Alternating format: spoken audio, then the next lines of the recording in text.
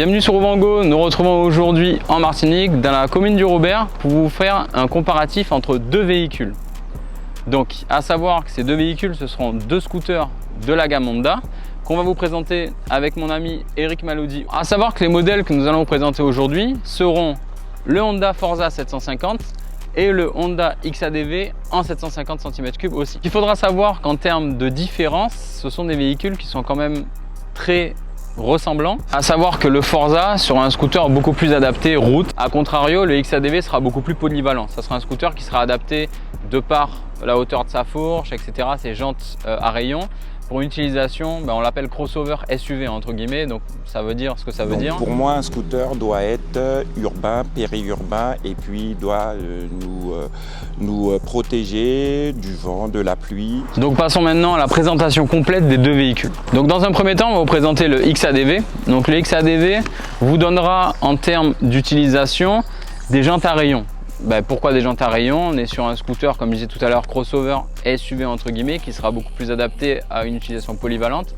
On aura une fourche à grand débattement qui va permettre vraiment d'encaisser tous les chocs. Donc on sera beaucoup plus à l'aise sur les mauvais chemins, sur les trottoirs, sur les routes un petit peu abîmées. Au niveau des phares, on sera sur des phares qui seront 100% LED avec une très belle signature lumineuse, avec même un petit logo XADV qui va s'allumer sur le côté. Ça finit vraiment bien, c'est plutôt esthétique. Les clignotants et le phare arrière seront aussi à LED, 100% LED au niveau de l'éclairage. La bulle, on aura une bulle haute qui sera réglable manuellement, malheureusement pas forcément dans l'utilisation mais plutôt à l'arrêt, avec une molette qu'on retrouvera du côté gauche. Par contre, c'est vrai que la bulle n'aura pas du tout tendance à bouger parce que c'est très raide de le déclipser pour pouvoir le régler. Quand elle sera en position haute, j'ai eu, je vais pas dire la chance, mais la malchance hier de pouvoir rouler sous la pluie, d'essayer. En se mettant sous la bulle, on aura une très bonne protection au niveau de la tête. Par contre, c'est vrai que de par sa forme qui va être un petit peu biseautée, on aura peut-être le haut des épaules et le côté du corps légèrement mouillé. Pour le guidon, on sera sur un guidon très large qu'on retrouvera généralement un petit peu comme sur des trails type Africa Twin, etc. Donc c'est plutôt sympa, ça permet d'avoir un beau rayon de braquage, une bonne tenue du véhicule. Peut-être un petit peu handicapant dans les interfils parce que le véhicule est vraiment très large, mais après en confort d'utilisation, quand on est un public comme moi qui est un public très moto, on se sent vraiment à l'aise et on n'a pas vraiment l'impression d'être sur un scooter réellement. Au niveau des commodos, on retrouvera en termes d'utilisation des commodos très simples. On aura le coupe-circuit, le démarreur, la position drive et neutrale. On aura aussi de l'autre côté basiquement les phares, les appels de phare, on aura les modes de conduite, on aura les warnings, enfin des boutons relativement traditionnels, rien d'exceptionnel en termes d'utilisation. C'est assez simple mais c'est vraiment complet. On aura au niveau des clignotants un système qui va désactiver les clignotants si vous les laissez activer. Alors pour ce qui est utilisation et pour se garer, on dispose sur le Forza comme sur le XADV au niveau de la main droite, juste au-dessus du commodo pour le démarrage, d'une petite manette qui va activer le frein à main du véhicule qui sera relié à un étrier bien spécifique pour permettre de se garer en descente sur béquille par exemple centrale sans que le véhicule vienne à reculer. Pour les repose-pieds, on aura possibilité de conduire dans deux positions. Alors pareil, ça sera commun au Forza mais quand même un petit peu différent. On aura la possibilité de conduire avec les pieds traditionnellement à plat ou les pieds un petit peu avancés et on disposera en option confort d'une petite cale au niveau des pieds pour pouvoir vraiment bloquer l'arrière de la chaussure. C'est plutôt sympa et quand même relativement confortable. Donc pour tout ce qui est mise en contact, éteindre le véhicule, bloquer le guidon, débloquer le guidon, le tout s'effectuera sans contact. Donc on aura la clé qu'on pourra conserver soit dans la poche, soit dans le blouson. Et du moment qu'on est dans un certain champ d'action, la clé sera activée et on pourra donc démarrer, éteindre le scooter, verrouiller et déverrouiller le guidon. Et c'est pareil, ça sera commun aussi au Forza. Donc pour cette mise en contact, il faut savoir qu'on aura aussi une sécurité qui va permettre d'éviter le démarrage du véhicule même si la clé est dans le champ d'action. On a un bouton sur la clé qu'on vous présentera qui va servir en fait à verrouiller la mise en contact du véhicule. C'est-à-dire que si vous êtes à côté, que quelqu'un monte sur votre scooter, on ne pourra pas le démarrer même si la clé est dans le champ d'action du moment que vous avez activé cette fonctionnalité.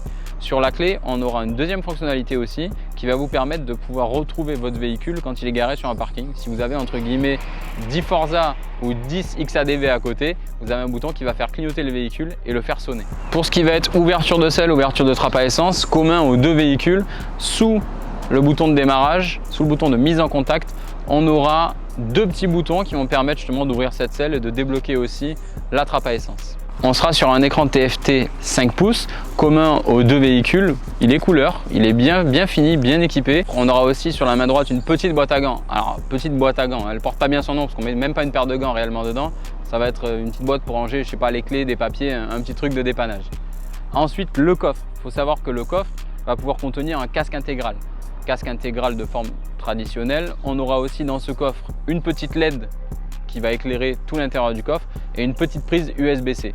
Et il faut savoir que cette boîte à gants et ce coffre sont aussi communs au Forza. Alors pour ce qui est de la selle, on aura une selle qui va être très large, bien spacieuse, bien moelleuse.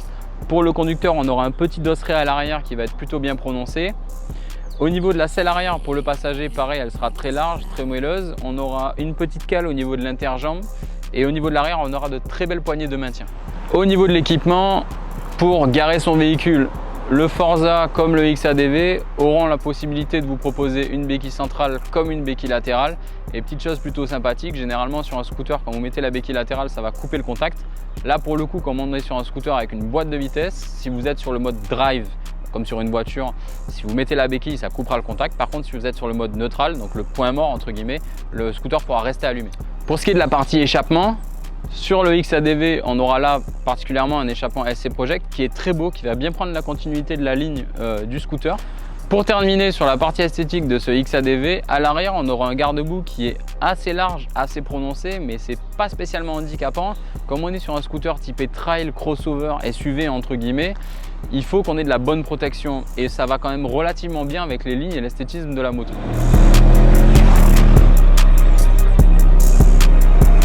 Donc sur le modèle GT, sur le modèle Forza, nous avons une différence. Déjà, le modèle est plus caréné, donc plus aérodynamique. Nous avons une large partie avant qui participe à la protection des jambes du conducteur. Donc sur ce modèle qui nous a été prêté, la bulle avant a été changée ainsi que les rétroviseurs qui ne sont pas de série. C'est vrai que ça participe à l'esthétisme du véhicule, mais on en perd en efficacité, notamment pour la prise au vent. Donc, nous avons aussi cette partie qui permet de mettre les pieds en avant, ce qui est très confortable. Donc nous avons sur ce type de scooter, nous avons une chaîne due à la puissance du véhicule. Nous avons aussi un détail bien important, ce qui est le dosseret de selle. Donc pour avoir roulé en duo et été passager, c'est vrai que je pense que tous les scooters devraient avoir ça, parce que c'est vraiment confortable, vraiment agréable. Donc je reviens sur la partie jante avant, qui est une jante de 17, qui est commun aux deux véhicules. Sur le Forza, c'est une jante à bâton. Nous avons des petits feux de gabarit qui font très américains, en fait, ils restent allumés en permanence. Différence sur ces deux véhicules, donc les jantes sont similaires, nous avons vu, nous sommes à 17 pouces. Par contre, nous avons un système de freinage avec un double disque à l'avant sur les deux modèles. Par contre, le diamètre du double disque sur le Forza est de 310 mm, il ne sera que de 296 mm sur le XADV. Donc on va vous parler un petit peu maintenant de la partie technique, mais avant toute chose, je vais essayer de vous détailler un petit peu les informations sur la boîte de ce scooter. Donc boîte DCT, ça sera Dual Clutch Transmission. Dual Clutch Transmission, comme ça porte bien son nom, c'est une boîte à double embrayage. Donc boîte 6 rapports, double embrayage. Alors on va récupérer un concept automobile comme sur beaucoup de marques, notamment, je vais prendre un exemple de la DSG par exemple chez Volkswagen. C'est un embrayage qui aura entre guillemets une boîte qui aura entre guillemets un rapport déjà engagé. Par exemple, si vous êtes en 3e, la 4e vitesse est déjà entre guillemets pré-engagée pour éviter d'avoir des à-coups au passage des rapports. Honnêtement, si on ne regarde pas l'écran d'affichage, on aura presque du mal à savoir la vitesse où on est. Ce qui est très agréable, c'est que c'est très doux, très délicat. C'est un scooter qui va monter très vite en fait dans les rapports. C'est-à-dire qu'on peut se retrouver en 4e à 40 km/h sans aucun problème. Et quand on va vouloir demander de l'accélération, la boîte ne va pas hésiter à tomber s'il faut 2 rapports pour pouvoir donner de la puissance. Et comme je disais, en accélération, elle va essayer de se mettre le plus rapidement que possible sur les hauts rapports pour essayer de réduire au maximum votre consommation de carburant. Donc sur ce moteur, nous avons une puissance qui est délivrée à 6750 tours par minute.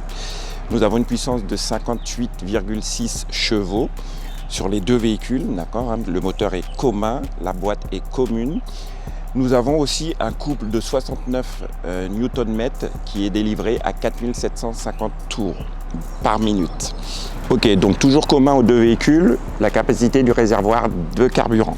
Donc nous avons du 13 litres 2 sur le XADV, tout comme sur le Forza, avec une consommation de 3 litres 8 au 100 km. Nous arrivons sur les poids de ces deux véhicules qui sont quasiment similaires, donc 236 kg tout plein fait pour l'XADV, 238 kg tout plein fait pour le Forza 750. Donc ça reste correct.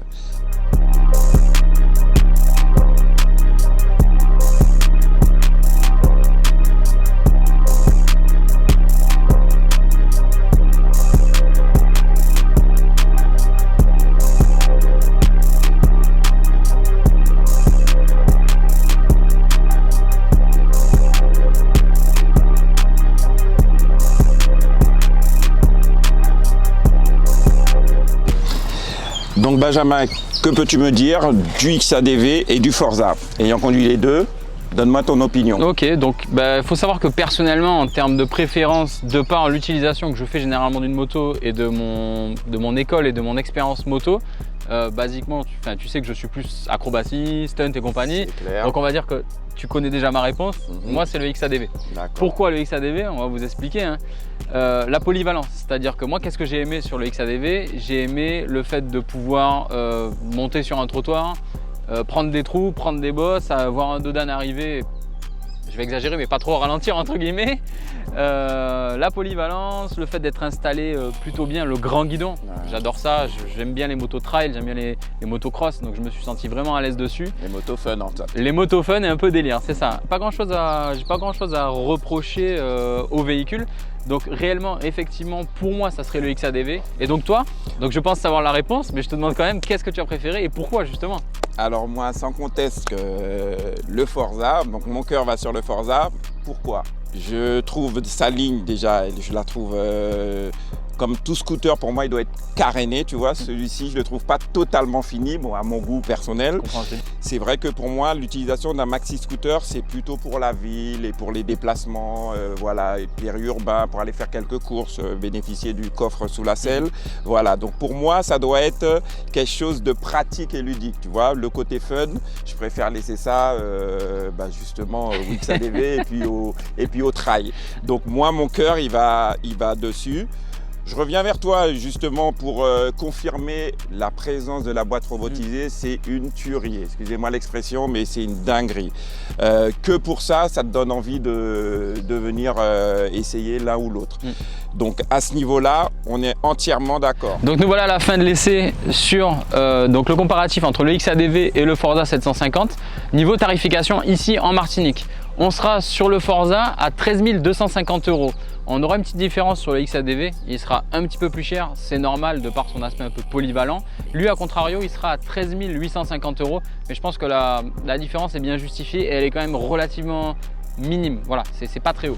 Merci d'avoir suivi cet essai. N'hésitez pas à vous abonner à nos réseaux sociaux, Facebook, Instagram et la page YouTube pour suivre plus d'essais simples, mais aussi des essais comparatifs sur auto et moto. À très bientôt.